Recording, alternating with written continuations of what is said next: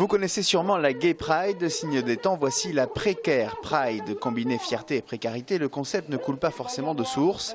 Pour les organisateurs, dont le DAL, ni pauvre ni soumis, ou encore le Mouvement national des chômeurs et précaires, le sens de l'événement est justement à chercher dans le paradoxe de son nom. Vous avez en gros les précaires aujourd'hui, ceux qui n'ont pas de revenus ou très peu, ceux qui ont des problèmes de logement, ceux qui ont des problèmes de santé, ceux qui sont globalement en souffrance. C'est pour ça qu'on l'a appelé la Précaire Pride, pour dire qu'on est dehors, on se montre, on arrête d'avoir honte et on arrête de se cacher de notre situation. Il faut la mise en place d'un fonds social d'urgence pour faire face aux dépenses vitales immédiates, se nourrir, se loger, etc. Autre revendication, un moratoire sur les indus au Pôle emploi, la fin des radiations et la dispense de recherche de jobs pour les plus de 55 ans. La première de cette marche entre Esquirol et Capitole a été organisée à Toulouse au regard de la richesse de son tissu associatif vers les précaires.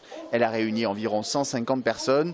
Les organisateurs aimeraient voir disparaître l'événement, mais ils envisagent plutôt de lui donner une envergure nationale au regard des perspectives économiques. D'ici là, le Mouvement national des chômeurs et précaires initiera une marche de la précarité. Départ le 17 juin à Montpellier, arrivée le 6 juillet à Paris et étape le 22 juin à Toulouse.